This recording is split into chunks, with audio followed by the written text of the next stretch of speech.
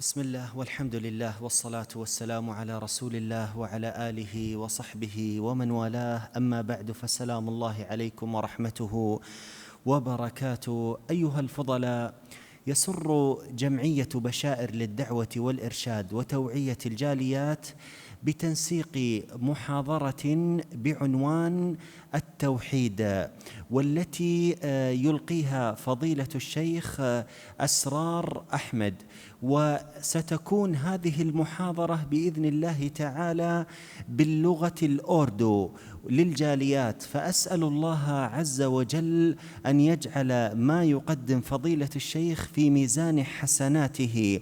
وكذلك أيها الفضلاء، الشكر موصول لجمعية بشائر على هذا البذل الحثيث في دعوة الجاليات، فأسأل الله عز وجل أن يجعل ما يقدم فضيلة الشيخ في ميزان حسناته. فباسمكم وباسمي وباسم جمعية بشائر نرحب بفضيلة الشيخ، والآن نترككم مع المادة الدعوية، فليتفضل مشكورا مأجورا. الحمد لله رب العالمين، والصلاة والسلام على سيد المرسلين وعلى آله وصحبه أجمعين، أما بعد، فقد قال الله تبارك وتعالى في القرآن المجيد: بسم الله الرحمن الرحيم، قل هو الله أحد الله الصمد لم يلد ولم يولد ولم يكن له كفوا أحد. وقال النبي صلى الله عليه وسلم: إذا سألت فاسأل الله وإذا استعنت فاستعن بالله۔ برادران اسلام، اسلامی بھائیوں اور دوستوں، تمام قسم کی تعریف و توصیف، حمد و ثنا، بڑائی، بزرگی اس وحدہ لا شریک کے لیے لائق و زیبا ہے، جو ہمارا آپ کا تمام کائنات کا خالق و مالک پالنہار ہے، اور اللہ کا لاکھ لاکھ احسان اور شکر ہے کہ اس نے ہمیں اشرف المخلوقات بنایا، ہمیں امت محمدیہ میں پیدا فرمایا، اور ہمیں اسلام جو تمام ادیان، تمام دین، تمام دھرموں میں جو سب سے افضل دین ہے، دین اسلام ہمارے لیے پسند فرمایا، اور ہمیں توحید جو عقیدہ جو ہمارے لیے بہت ضروری ہے، جو ہمیں جنت میں لے جانے والا ہے، اس کو ہمیں نصیب فرمایا۔ یہ اللہ کا بہت بڑا احسان ہے۔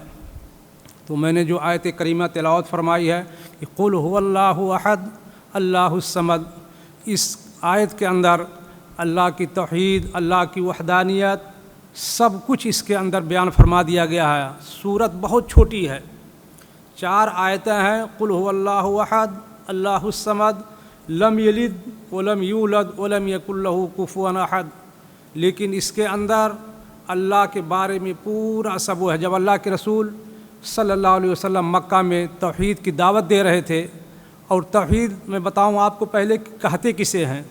توحید وحدہ سے ہے، یعنی ایک کو توحید کہا جاتا ہے، وحدہ۔ لیکن شریعت کے اندر توحید ایک رب کو ماننا، ایک اللہ کی عبادت کرنا، یہ ہے توحید۔ لیکن جب اللہ کے رسول صلی اللہ علیہ وسلم مکہ کے اندر توحید کی تبلیغ کر رہے تھے، اسلام کا پرچار کر رہے تھے، تو 13 سال تک آپ نے مکہ میں جو دین کی تبلیغ کیا وہ توحید کے بارے میں آپ کر رہے تھے۔ وہ آپ نماز کے لیے نہیں کہ آؤ نماز پڑھو، روزہ رکھو، زکوٰۃ دو، اس کے لیے نہیں۔ آپ کی جو تبلیغ تھی وہ توحید کے بارے میں، ایک اللہ کی طرف بلا رہے تھے، ایک اللہ کی طرف آؤ۔ سب سے اہم جو چیز تھی توحید، ایک اللہ کو ماننا، اس لیے کہ وہ اپنی عبادت میں، پوجا میں بتوں کو شامل کرتے تھے۔ تو اس کے لیے اللہ کے رسول صلی اللہ علیہ وسلم کفار مکہ کو، اہل مکہ کو توحید کی طرف 13 سال تک بلاتے رہے۔ تو جب مکہ کے کفار تنگ آ گئے، پریشان ہوئے، تو انہوں نے کہا: اے محمد، یہ بتاؤ تم جس رب کی طرف ہمیں دعوت دے رہے ہو، جس توحید کی طرف بلا رہے ہو، جس رب کی طرف دعوت دے رہے ہو، تمہارا رب کیسا ہے؟ تمہارے رب کا خاندان کیسا ہے؟ اس کے ماں باپ کیسے ہیں؟ اس کے کتنے بیوی بچے ہیں؟ کیا ہے؟ تم اپنے رب کے نسب بیان کرو، کیسا ہے تمہارا رب؟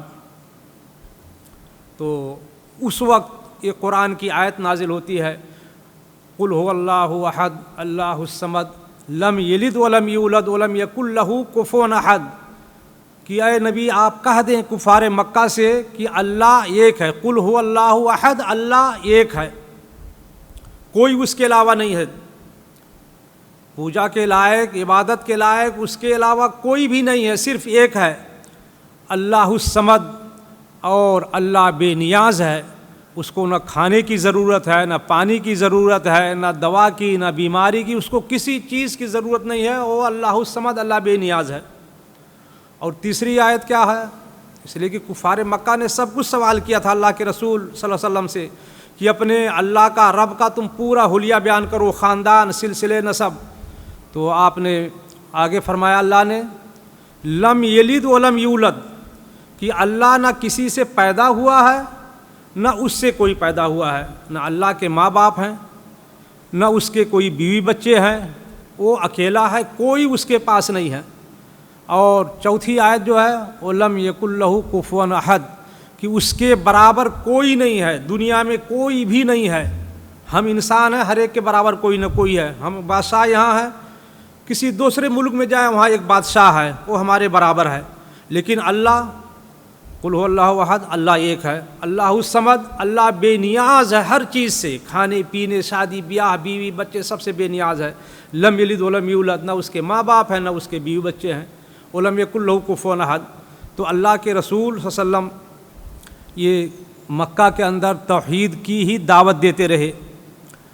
اور توحید ہے کیا؟ یہ حضرت بلال رضی اللہ تعالیٰ عنہ ایک حبشی غلام ہیں، ان کو پتھر پہ لٹایا جا رہا ہے، گرم ریت پہ لٹایا جا رہا ہے، اور کیا کہا جا رہا ہے کہ تم اپنے رب کے ساتھ عبادت میں ہمارے بتوں کو بھی شامل کر لو۔ ان کو کوئلے پہ جلایا جا رہا ہے، گرم کوئلہ کر کے پیٹھ کے بل لٹایا جا رہا ہے، لیکن ان کے زبان پہ کیا تھا؟ احد، احد، یعنی اللہ ایک ہے، اللہ ایک ہے، اس کے علاوہ کوئی عبادت کے لائق نہیں ہے، اللہ ایک ہے۔ یہ توحید تھی جو حضرت بلال کی زبان سے نکل رہا تھا، یہ توحید تھی کہ اللہ کوئی نہیں ہے۔ اور یہ توحید کیا ہے؟ لا الہ الا اللہ محمد رسول اللہ۔ اسلام کے جو ارکان ہیں 5 ارکان ہیں، لیکن اسلام کے 5 رکنوں میں سب سے اہم جو ہے توحید، اشہد ان لا الہ الا اللہ و اشہد ان محمد رسول اللہ، یہ بہت اہم چیز ہے، اس کی بہت فضیلت ہے۔ حضرت موسیٰ رضی اللہ تعالیٰ عنہ، اس کی فضیلت میں بتاؤں آپ کو۔ حضرت موسیٰ جو اللہ سے کلام کرتے تھے، اللہ سے ڈائریکٹ بات کرتے ہوتی تھی حضرت موسیٰ علیہ السلام کی۔ ایک بار موسیٰ علیہ السلام نے کہا اللہ سے کہ اللہ مجھے کوئی ایسا ذکر بتا دے کہ جو میں ہمیشہ پڑھتا رہوں اور اسی کے وسیلہ سے میں آپ سے دعا بھی مانگوں۔ تو اللہ نے فرمایا کہو لا الہ الا اللہ۔ کہا اللہ یہ تو تمہارے سب بندے، دنیا میں جتنے بندے ہیں، چھوٹے بڑے جوان، سب یہ کہہ رہے ہیں لا الہ الا اللہ، لا الہ الا اللہ۔ مجھے کوئی خاص چیز بتاؤ، کوئی خاص وظیفہ، دعا بتاؤ، میں آپ کا خاص بندہ ہوں۔ اللہ نے فرمایا کہو لا الہ الا اللہ۔ پھر موسیٰ علیہ السلام اڑے ہوئے تھے، اللہ نے فرمایا اے موسیٰ تم لا الہ الا اللہ کی فضیلت تمہیں پتہ نہیں ہے، ترازو کا ایک پلڑا رکھو اور ایک طرف، ایک سائیڈ پہ 7 زمین، 7 آسمان، سب کچھ جو کچھ ہے زمین آسمان میں سب اس پہ رکھ دو، اور دوسرے طرف پلڑے میں لا الہ الا اللہ رکھ دو۔ زمین اور آسمان جس پلڑے میں ہوں گے وہ جھک جائے گا، وہ اٹھ جائے گا، اور یہ جو ہے لا الہ الا اللہ یہ بھاری پڑ جائے گا، نیچے ہو جائے گا۔ یعنی یہ زمین آسمان کوئی بھی چیز دنیا کی اس کے برابر نہیں ہو سکتی ہے۔ لا الہ الا اللہ اتنا وزنی ہے، اس کا اتنا اجر، اتنا ثواب، اتنا بھاری ہے۔ تو زبان سے تو بہت آسان ہے لا الہ الا اللہ، یعنی اللہ کے علاوہ کوئی معبود ہے ہی نہیں دنیا کے اندر، صرف اس کے علاوہ تمام جو معبود ہیں سب باطل ہیں۔ اور توحید کی 3 قسمیں بیان کی گئی ہیں: توحید ربوبیت، توحید الوہیت، توحید اسماء و صفات۔ 3 وہ ہیں۔ ہمیں اللہ کی ربوبیت پہ ایمان رکھنا ہے۔ پہلی یہ جو ہے کہ اللہ ہمارا پیدا کرنے والا ہے، ہماری پرورش کرنے والا ہے، ہمیں روزی دینے والا ہے، ہمیں زندہ مارنے والا ہے، ہمیں شفا دینے والا ہے، بیمار کرنے والا ہے، سب کچھ اللہ ہے، اس کے علاوہ کوئی نہیں ہے۔ یہ ہے توحید ربوبیت۔ اور توحید الوہیت، یعنی اللہ کے علاوہ دنیا کے اندر جتنے معبود ہیں سب باطل ہیں، کوئی عبادت کے لائق ہی نہیں ہے، صرف اللہ وحدہ لا شریک کی ذات ہے جو عبادت کے لائق، پوجا کے لائق ہے، اس کے علاوہ تمام معبودان جو ہیں، تمام معبود سب باطل ہیں۔ ایسے ہی توحید اسماء و صفات ہے کہ اللہ کے اسماء و صفات میں ہم کسی کو ساجھی اور شریک نہیں بنا سکتے، کسی کو شریک نہیں کر سکتے، کیونکہ یہ کہیں کہ اللہ سنتا ہے، ہم بھی سنتے ہیں۔ میرے بھائیو، ہم آمنے سامنے بیٹھے ہیں، ہم آپ کی بات سنیں گے، آپ ہماری سنیں گے، لیکن دیوار کے پیچھے کوئی بات کر رہا ہم نہیں سن سکتے۔ لیکن اللہ تبارک و تعالی پوری دنیا کے انسان، جانور، چرند پرند، سمندر کے اندر جو مچھلیاں ہیں، پورے دنیا کے ہر چرند پرند، جانور، حیوان، انسان سب کی ایک ساتھ سنتا ہے۔ تو اس کے اسماء و صفات کے ساتھ ہم شرکت نہیں کر سکتے، ہمیں ان سب پہ ایمان لانا پڑے گا، توحید ربوبیت پہ، توحید الوہیت پہ اور توحید اسماء و صفات، سب پہ ہمیں ایمان رکھنا پڑے گا۔ ہمیں اس کی وحدانیت پہ ایمان رکھنا پڑے گا، اور ہم اس کی وحدانیت پہ ایمان رکھتے ہیں کہ اس کا کوئی شریک نہیں ہے، کوئی ساجھی نہیں ہے، کوئی ساجھیدار نہیں ہے، وہ ہر چیز میں تنہا ہے، نہ اس کی ربوبیت میں، نہ اس کی الوہیت میں، نہ اس کے اسماء و صفات میں۔ اور عقیدہ ہی وہ بنیاد ہے۔ اگر ہمارا عقیدہ صحیح نہیں ہے تو ہم کامیاب نہیں ہو سکتے۔ یہ توحید جو ہے بہت اہم ہے۔ توحید، اس کو اپنی زبان میں سمجھیں کہ توحید کا مطلب جنت، یہ جنت میں لے جانے والا وہ ہے، اور اس کے مقابل میں جو ہے شرک، وہ جہنم میں لے جانے والا ہے۔ یعنی توحید آپ کو جنت میں پہنچائے گا، اس کی بہت اہمیت ہے۔ تو یہ عقیدہ ہی وہ بنیاد ہے جس پر امتوں کی عمارت استوار ہوتی ہے، تعمیر ہوتی ہے، اور ہر امت کی بہتری اور سر بلندی اور اس کے عقیدہ کی سلامتی اسی پہ ہے کہ ہم توحید کو اپنائیں۔ حضرت آدم علیہ السلام سے لے کر جناب محمد رسول اللہ صلی اللہ علیہ وسلم تک کتنے نبی اور رسول آئے، سب کی دعوت ایک تھی، سب نے توحید کی طرف بلایا، لا الہ الا اللہ، لا الہ الا اللہ، سب کی دعوت ایک تھی۔ بس ہر نبی کے جو دور میں احکام تھے وہ سب الگ تھے، بدلے ہوئے تھے۔ کسی کے ہاں 3 وقت کی نماز ہوتی تھی، ہمارے امت محمدیہ میں 5 وقت کی نماز فرض ہے۔ ایسے کسی کا 1 روزہ 2 دن کا روزہ ہوتا تھا، ہمارے لیے 30 دن کا روزہ۔ ہر نبی کے جو احکام تھے، فرمودات سے، وہ الگ الگ تھے، لیکن توحید کی جو دعوت تھی وہ سب کی ایک تھی۔ حضرت آدم سے لے کے جناب محمد رسول اللہ صلی اللہ علیہ وسلم تک سب نے لا الہ الا اللہ کی دعوت دیا ہے، اور قیامت تک ہر نبی اس پر قائم تھا کہ اللہ کے علاوہ کوئی پوجنے کے لائق نہیں ہے، کوئی عبادت کے لائق نہیں ہے۔ ہر نبی کی یہ دعوت تھی۔ اللہ کے رسول صلی اللہ علیہ وسلم مکہ کے اندر 13 سال تک توحید کی طرف بلاتے رہے۔ 40 سال میں جب آپ کو نبوت دی گئی، صفا پہاڑی پر چڑھے، سب مکہ والوں کو بلایا، ان سے اقرار کروایا کہ میرے بارے میں کیا کہتے ہو؟ سب نے کہا آپ کو ہم سچا پا رہے ہیں، آپ امین ہیں، آپ صادق ہیں۔ اس کے بعد کہا تھا کہ میں تمہیں ایک اللہ کی طرف دعوت دیتا ہوں اور ایک اللہ کی طرف بلاتا ہوں۔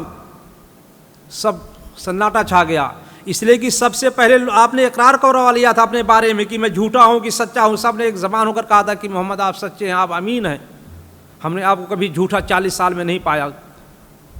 لیکن اس وقت خاموشی طاری تھی، ابو لہب کو چین نہیں آیا۔ ابو لہب نے فوراً کہا تبا لک یا محمد، تمہارے ہاتھ برباد ہو، تو ضائع و برباد ہو۔ اس نے بددعا دیا جناب محمد رسول اللہ صلی اللہ علیہ وسلم کو۔ اسی وقت اللہ کو صبر نہیں ہوا، فوراً اس کے اوپر ایک قرآن کی آیت جو ہے، سورت نازل کی، جس کا نام ہے لہب، تبت یدا ابی لہب وتب ما اغنی عنہ مالہ وما کسب۔ یہ پوری سورت نازل فرمائی کہ ابو لہب کے ہاتھ ہلاک و برباد ہوں، ابو لہب جہنم میں جائے۔ جناب محمد رسول اللہ صلی اللہ علیہ وسلم کی طرف سے دفاع کیا اللہ نے۔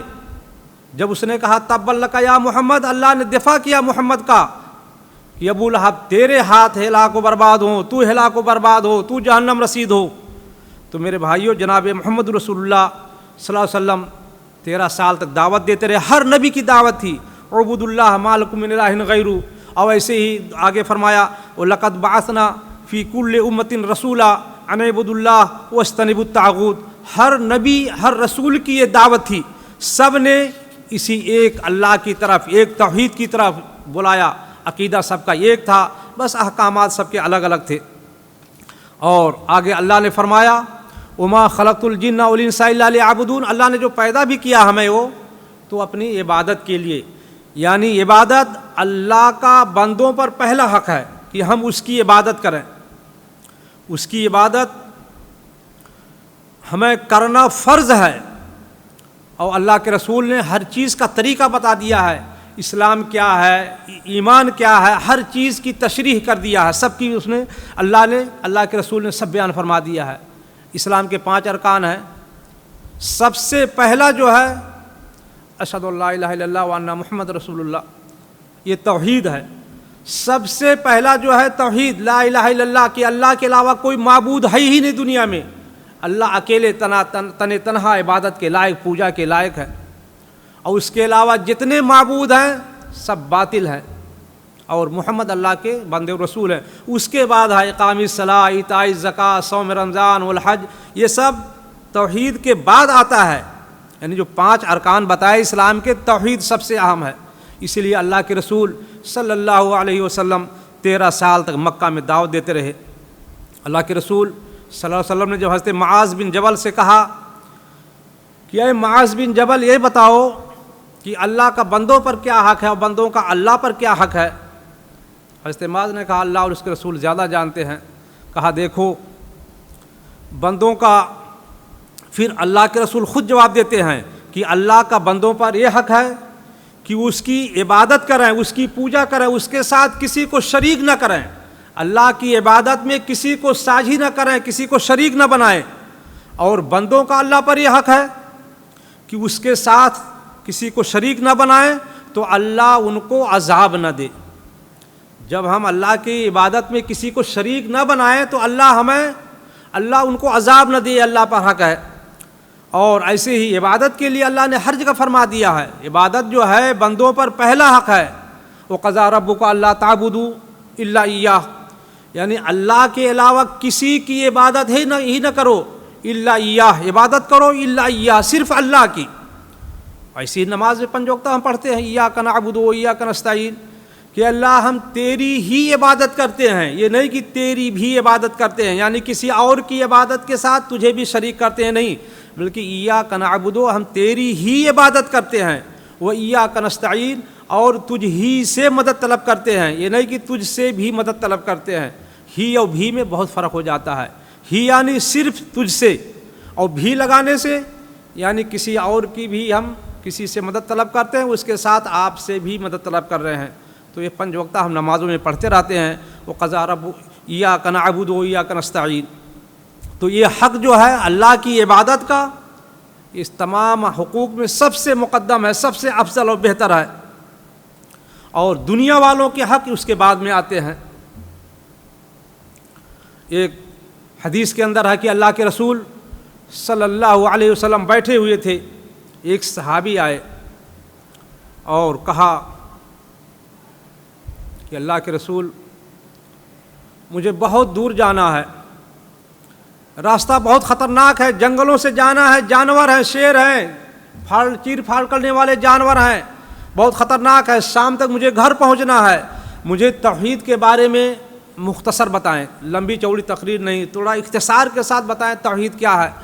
اللہ کے رسول صلی اللہ علیہ وسلم جو رحمۃ للعالمین تھے، ہر چیز کا خیال کرتے تھے، اللہ کے رسول صلی اللہ علیہ وسلم نے اس کا خیال کیا، اس آدمی کا، اس صحابی کا، اس کی پریشانیوں کا، مجبوریوں کا، اور آپ نے کیا کہا، بہت مختصر بتلایا توحید کے بارے میں کہ اذا سألت فاسأل اللہ، ایک جملہ، اور دوسرا کہا وَإِذَا اسْتَعَنْتَ فَاسْتَعِنْ بِاللَّهِ۔ یہ آپ نے توحید اس کو سمجھا دیا کہ یہ توحید ہے، کہ جب تمہیں کوئی چیز مانگنا ہو تو صرف اللہ سے مانگو۔ ہمارے انڈیا میں، پاکستان میں، نیپال میں، بنگلہ دیش میں کیا ہے، مزار بنے ہوئے ہیں، لوگ وہاں درگاہوں پہ جاتے ہیں، مزاروں پہ جاتے ہیں، وہاں مانگتے ہیں، مرادیں مانگتے ہیں، اپنی بیماری کا شفا مانگتے ہیں، اولاد مانگتے ہیں، ہر چیز مانگتے ہیں۔ یہ میرے بھائیوں اللہ کے ساتھ شرک ہے، یہ اللہ اس کو کبھی معاف نہیں فرمائے گا۔ تو تو اللہ کے رسول نے فرمایا وَإِذَا سَأَلْتَ فَاسْأَلِ اللَّهَ، جو میں کچھ بھی مانگنا ہو اللہ سے، کوئی چیز مانگنا ہو اللہ سے مانگو. وَإِذَا اسْتَعَنْتَ فَاسْتَعِنْ بِاللَّهِ، اور جب کسی چیز کی کوئی مدد چاہیے تو اللہ سے مدد مانگو. یعنی جو کچھ کرنا ہے سب اللہ سے، کسی سے، کسی بابا پیر ولی مرید کسی سے کچھ بھی نہیں، صرف اللہ سے مانگو. اس کے بعد وہ کچھ دور آگے گئے، پھر واپس آئے. کہا اللہ کے رسول صلی اللہ علیہ وسلم اگر میں کچھ دور جاؤں اور کچھ لوگ ہوں، میں تنہا ہوں، کچھ 10-20 آدمی مجھے پکڑ لیں اور مجھے مارنے پیٹنے لگیں اور کہیں کہ چلو تم ہمارے سردار کے پاس چلو، اس کو سجدہ کرو، ہمارے سردار کا، ہمارے بت جو ہیں ان کے سامنے تم سجدہ کرو، ہم تمہیں چھوڑ دیں گے، اور نہیں سجدہ کرو گے تمہاری جان لے لیں گے. یعنی ایک انسان جس کو ایک تھوڑی سی بے غیرتی برداشت نہیں ہے کہ اس کی بیوی نے اپنا دل اس کے علاوہ کسی اور کو دے دیا، کسی اور کے ساتھ گھوم رہی ہے، پھر رہی ہے، انسان کو یہ ذرہ برابر بے غیرتی برداشت نہیں ہے، تو اللہ تبارک و تعالیٰ جو احکم الحاکمین ہے، جو ہمارا رب ہے، پروردگار ہے، مالک ہے، جس نے ہمیں پیدا کیا، تمام کائنات کو پیدا کیا، ہمیں پانی کے ایک نطفے سے پیدا کیا، ماں کے پیٹ میں ہماری پرورش کیا، زمین بنایا، آسمان بنایا، ہمارے کھانے پینے کے ہر چیز کو پیدا فرمایا، زندگی و موت دیا، بیمار کیا، شفا دیا، ہر چیز کا وہ مالک ہے.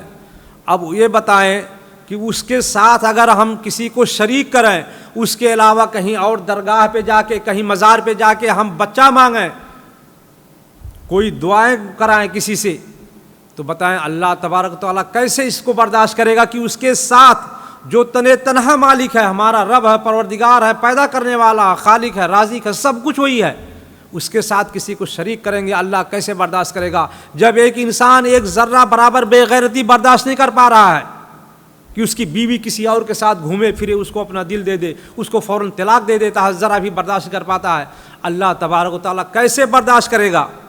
اللہ نے اسی لیے فرمایا کہ اگر قیامت کے دن بندہ میرے پاس اس حال میں آئے کہ اس نے زمین و آسمان کے برابر گناہ کیا ہے، لیکن اگر میرے ساتھ اس نے شرک نہیں کیا ہے تو میں اسے معاف فرما دوں گا.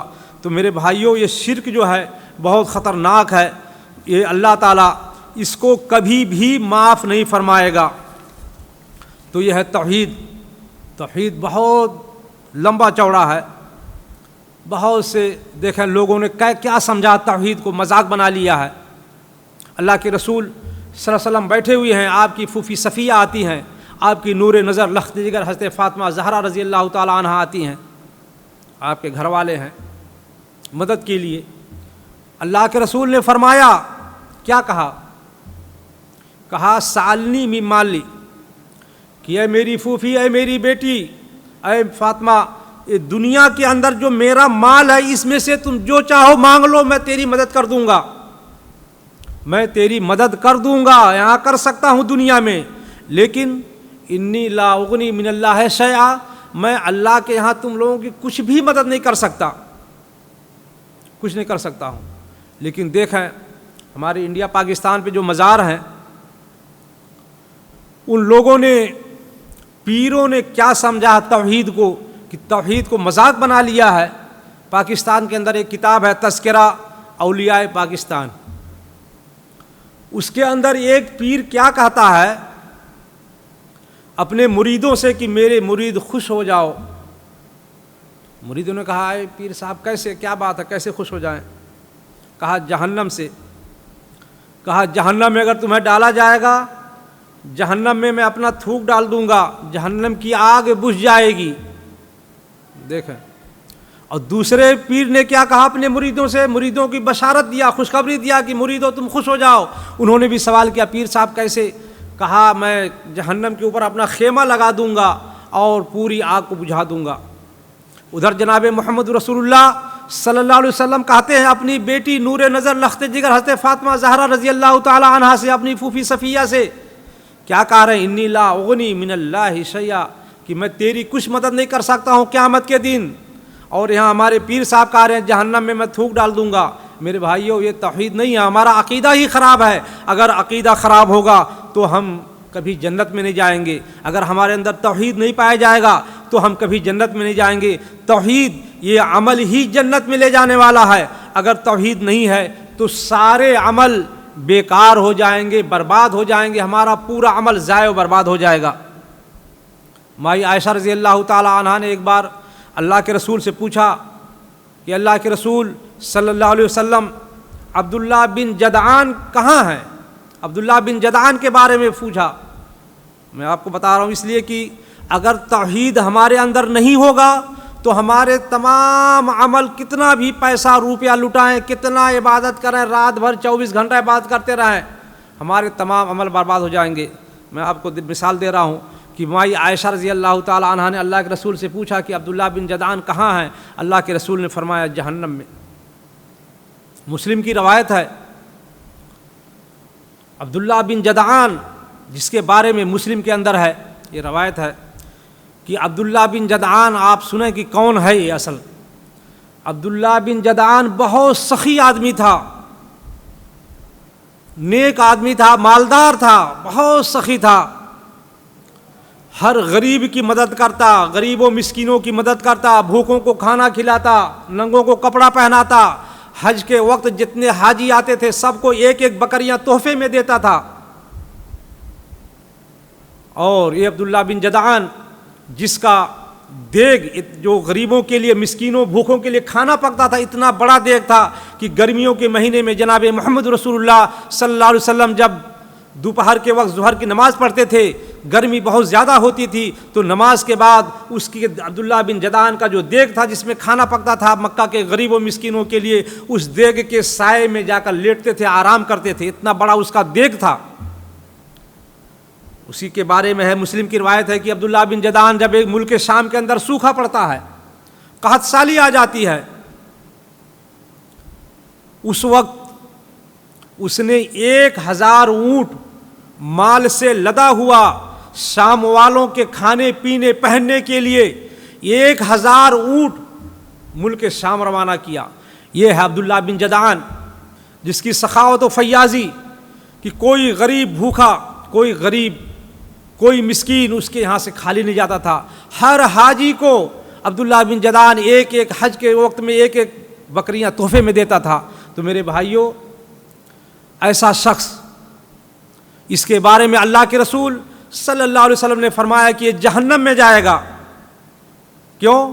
اس کے اندر توحید نہیں تھا، وہ یہ لا الہ الا اللہ، اس کے اندر اس کا عقیدہ صحیح نہیں تھا، وہ ایک اللہ کو نہیں مانتا تھا۔ ایک اللہ، کفار مکہ اللہ کو مانتے تھے، لیکن اللہ کے ساتھ وہ اپنے بتوں کو، اوروں کو شریک بنا لیتے تھے، اس کے لیے ان کو مشرک کہا گیا۔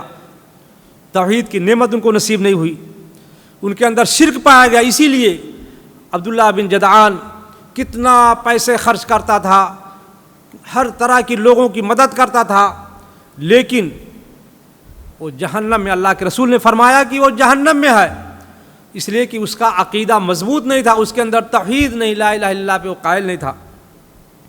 ابو طالب آپ کی پوری زندگی مدد کرتے ہیں، پوری زندگی آپ کی مدد کیا، آخری وقت ہے، جب تک ابو طالب زندہ تھے کفار مکہ آنکھ نہیں اٹھا سکتے تھے۔ جو کچھ ہوا، جب آپ سجدہ میں تھے آپ پر وجھڑی، اونٹ کی وجھڑی ڈالی گئی، آپ کو مارا پیٹا گیا، یہ آپ ابو طالب کے انتقال کے بعد کا واقعہ ہے۔ جب آخری وقت ہوتا ہے ابو طالب کا، اللہ کے رسول صلی اللہ علیہ وسلم آتے ہیں، سرہانے بیٹھ جاتے ہیں، ابو جہل وغیرہ بھی بیٹھے ہوئے ہیں، اور کہتے ہیں چچا آخری وقت ہے، کلمہ پڑھ لو، اشہد ان لا الہ الا اللہ وان محمد رسول اللہ، اتنا پڑھ لو، قیامت کے دن میں اللہ سے تمہاری مغفرت کروا لوں گا، اللہ سے بخشش کرا لوں گا۔ ابو جہل، ابو لہب سب بیٹھے ہوئے ہیں، کہا ابو طالب کیا مرتے وقت آخری ٹائم پہ تم بھتیجے کا دین قبول کر لو گے؟ ان کو عار محسوس ہوا، پھر بھی جناب محمد رسول اللہ صلی اللہ علیہ وسلم نے کان میں آہستہ سے کہا، ان سے کہا چچا آپ آہستہ سے، میں کان آپ کے منہ کے پاس کرتا ہوں، آہستہ سے آپ کہہ دو لا الہ الا اللہ محمد رسول اللہ، میں بخشش کرا لوں گا۔ لیکن انتقال ہو گیا، روح نکل گئی، انہوں نے کلمہ نہیں پڑھا۔ لوگوں نے، صحابہ نے سوال کیا، اللہ کے رسول ابو طالب کا کیا حال ہے، ابو طالب کہاں ہے؟ اللہ کے رسول نے فرمایا وہ جہنم کے اندر ہیں، اور انہوں نے میری دنیا میں بہت مدد کیا، ہر طرح سے مدد کیا، بہت زیادہ مدد کیا، اس کی وجہ سے اللہ ان کے ساتھ رعایت کر رہا، ان کو جہنم کا سب سے ہلکا عذاب دے رہا، ان کو آگ کی جوتی پہنا دی گیا، ان کا سر جس طرح چاول پکائیں ہانڈیاں کھولتی ہیں ویسے ان کا سر کھول رہا، بھیجا کھول رہا، یہ جہنم کا سب سے ہلکا عذاب ان کو دیا جا رہا ہے۔ کتنی مدد کرتے تھے جناب محمد رسول اللہ صلی اللہ علیہ وسلم کی، کہ رات کو جب سوتے تھے جناب محمد رسول اللہ صلی اللہ علیہ وسلم، شام کو جہاں سلاتے تھے ابو طالب، رات میں جا کے ان کو وہاں سے ہٹا کے کسی اور جگہ کر دیتے تھے، یہ سوچتے تھے کہ کہیں کفار مکہ نے دیکھا ہوگا شام کو کہ محمد کہاں سوئے ہیں تو رات میں آگے کوئی حملہ کر دے، اس لیے وہاں اپنے بیٹوں کو سلا کے جناب محمد رسول اللہ کی جگہ بدل دیا کرتے تھے۔ یعنی کتنا محبت تھی، کتنا پیار تھا، کتنا آپ کا خیال کرتے تھے، لیکن اس کے باوجود بھی توحید نہیں تھا ان کے اندر، اللہ ان کو جہنم میں ڈال دیتا ہے۔ ابو جہل ایمان نہیں لایا، اس کا نام ابو جہل نہیں تھا بلکہ وہ ابو الحکم تھا، حکمت والا، جب کوئی باہر ملکوں سے کوئی وفد آتا یہی ڈیل کرتا تھا، لیکن جب یہ توحید سے دور ہوا، اسلام سے قریب نہیں ہوا تو اس کو جاہل بنا دیا گیا، ابو جہل کا لقب دے دیا گیا، ابو لہب جو جہنم میں ڈالا گیا، جس نے اللہ کے رسول کو بددعا دی تھی۔ آپ کا چچا ابو لہب، اس کے کسی بیٹے کا نام نہیں ہے، لہب یعنی شعلے والا، اس کا چہرہ شعلے کی طرح جب غصہ ہوتا تھا چمکنے لگتا تھا، تو اس لیے اس کا نام ابو لہب پڑ گیا، جہنم رسید، اس کو توحید کی نعمت نصیب نہیں ہوئی۔ تو یہ بڑے بڑے لوگ، قریش خاندان کے لوگ جو بہت اونچا خاندان ہے، ابو طالب، ابو لہب، سب کے سب جہنم رسید ہو گئے، لیکن ان کے مقابلے میں حضرت بلال بن رباح جو ایک حبشی ہیں، غلام ہیں، دنیا میں جنت کی بشارت دی جا رہی ہے، اللہ کے رسول کو معراج میں ان کا گھر دکھایا جا رہا ہے، کھڑاؤں کی آواز آ رہی ہے، آگے آگے بلال چل رہے ہیں، ایک غلام ہیں، لیکن اللہ کے رسول، ایک قریش خاندان جو دنیا کا سب سے افضل بہتر خاندان، اللہ کے رسول نے اس خاندان کے بارے میں بتایا کہ آدم سے لے کے محمد تک ابھی تک اس خاندان میں کسی نے زناکاری نہیں کیا ہے، اتنا اونچا خاندان ہے، لیکن ان کے اندر توحید نہیں تھا، ان کا عقیدہ صحیح نہیں تھا، اس کے لیے اس پر ان کو جہنم رسید ہونا پڑا۔ میرے بھائیوں، بس تھوڑی سی اور 2-4 منٹ میں آپ کا وقت لے کے بات کو میں اپنی ختم کروں گا۔ توحید جو ہے، اس پر اللہ کے رسول نے کبھی صلح نہیں کیا ہے، جیسے صلح حدیبیہ ہوتا ہے، اللہ کے رسول صحابہ کے ساتھ عمرہ کرنے جاتے ہیں، کفار مکہ آتے ہیں، شہر سے مکہ سے باہر روک دیتے ہیں، وہاں صلح نامہ لکھا جاتا ہے، کفار مکہ اور جناب محمد رسول اللہ صلی اللہ علیہ وسلم کے بیچ میں صلح لکھا جاتا ہے۔ وہ کفار مکہ کہتے ہیں کہ اس سال آپ عمرہ نہیں کر سکتے، لکھو اس سال عمرہ نہیں کر سکتے، واپس جاؤ۔ اللہ کے رسول نے کہا ٹھیک ہے، ہم اس سال واپس جائیں گے، آپ نے مان لیا۔ کہا اگلے سال آؤ، کہا ہم نے بھی مان لیا۔ کہا جب مکہ آؤ تو اپنے صحابہ کے ساتھ، تو آپ لوگوں کی تلواریں میان میں ہوں گی، کھلی نہیں رہیں گی، آپ نے یہ بھی مان لیا۔ کہا ٹھیک ہے، یہ بھی ہم مانتے ہیں۔ اور اس کے بعد سب سے جو ظالم، سب سے خطرناک جو معاہدہ تھا وہ یہ تھا، کہا اے محمد، اگر ہمارا مکہ کا کوئی آدمی مدینہ میں جائے گا تو آپ کو اسے واپس کرنا ہے، لیکن اگر آپ کا کوئی آدمی مکہ آئے گا تو ہم واپس نہیں کریں گے۔ اللہ کے رسول نے کہا کوئی بات نہیں، ہم اس پر بھی اتفاق کرتے ہیں۔ اس کے بعد اللہ کے رسول منظور کر لیے سب، صحابہ ناراض ہو رہے ہیں، کہا اللہ کے رسول آپ اتنا دب کر کے صلح کر رہے ہیں۔ کہا میرے صحابہ، اس میں خیر ہے، اس میں برکت ہے۔ اس کے بعد جب پیپر دیا گیا آگے دستخط کرنے کے لیے، تو اس پہ لکھا تھا محمد رسول اللہ۔ کفار مکہ نے کہا اسی کا تو ہمارا جھگڑا ہے کہ ہم آپ کو اللہ کا رسول نہیں مانتے ہیں، ہم آپ کو محمد بن عبداللہ مانتے ہیں، محمد رسول اللہ نہیں مانتے ہیں، اس کو کاٹو اس صلح نامے سے۔ اللہ کے رسول نے کہا علی کاٹ دو اس کو۔ حضرت علی نے انکار کر دیا، کہا اللہ کے رسول، میرے جسم میں ایسی اتنی طاقت نہیں ہے کہ میں آپ کا نام، اللہ نے آپ کو رسول اللہ بنا کر بھیجا ہے، میں اس کو اپنے ہاتھ سے کاٹوں، میرے جسم میں طاقت نہیں ہے، میرے بدن میں خون نہیں ہے، میں کام نہیں کر سکتا۔ کفار مکہ اڑے ہوئے تھے۔ اللہ کے رسول نے کہا ٹھیک ہے، مجھے بتاؤ کہاں لکھا ہوا ہے، قلم دیا، اللہ کے رسول نے اپنے ہاتھ سے کاٹا۔ تو دیکھیں یہاں توحید کے اوپر کوئی آنچ نہیں آ رہی ہے، اللہ کے رسول نے دب کر کے ہر طرح کی شرائط کو مان لیا، صلح کر لیا، سب کچھ مان لیا، لیکن جب کفار مکہ تنگ آ گئے، ایک بار کفار مکہ جناب محمد رسول اللہ صلی اللہ علیہ وسلم کے پاس آتے ہیں اور کہتے ہیں کیا کہ اے اللہ کے رسول ایسا کرو کہ تم 6 مہینہ ہمارے بتوں کی پوجا کرو، 6 مہینہ ہمارے بتوں کی عبادت کرو، اور 6 مہینہ ہم آپ کے بتوں کی پوجا کریں گے۔ دیکھا یہاں توحید کے اوپر آنچ آ رہی ہے، یعنی 6 مہینہ ہم ان کے بتوں کی پوجا کریں اور وہ 6 مہینہ ہمارے رب کی وہ پوجا کریں گے۔ تو یہاں توحید پر آنچ آ رہی تھی، آپ نے فوراً انکار کر دیا۔ وما انا، فوراً قرآن کی آیت نازل ہوتی ہے، قل یا ایھا الکافرون لا اعبد ما تعبدون ولا انتم عابدون ما اعبد ولا انا عابد ما عبدتم ولا انتم عابدون ما اعبد لکم دینکم ولی دین۔ آپ نے فوراً کہا کہ لکم دینکم ولی دین، تمہارے لیے تمہارا دین مبارک ہو، ہمارے لیے ہمارا دین مبارک ہو۔ تو یہاں توحید کے اوپر آنچ آ رہی تھی، آپ نے توحید پر کبھی صلح نہیں کیا۔ تو میرے بھائیو، توحید یہ جو ہے بہت اہم چیز ہے۔ اگر ہمارے اندر توحید نہیں پایا جائے گا تو ہمارے تمام عمل ضائع و برباد ہو جائیں گے، ہمارا عقیدہ صحیح نہیں ہوگا۔ عبداللہ بن جدعان کو دیکھیں، کتنا سخی تھا۔ اس وقت ایک پیسہ نکالنا، اللہ کے راہ میں خرچ کرنا لوگوں کو سب سے بھاری ہو رہا ہے، لیکن اس وقت اس نے 1000 اونٹ ملک شام روانہ کیا۔ اتنا بڑا دیگ تھا کہ اس دیگ میں صحابہ اللہ کے رسول اس کے سائے میں سوتے تھے۔